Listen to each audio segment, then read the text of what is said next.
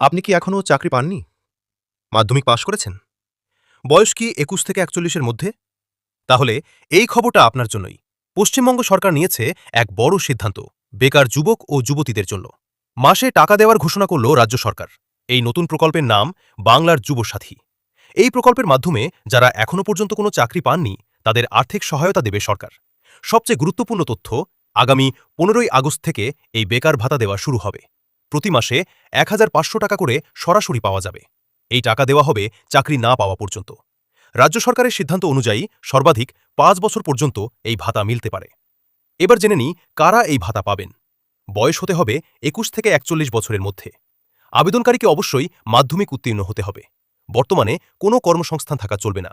আর একটি গুরুত্বপূর্ণ শর্ত, যদি আপনি রাজ্য সরকারের কোনো স্কলারশিপ পান তাহলে এই বেকার ভাতা মিলবে না।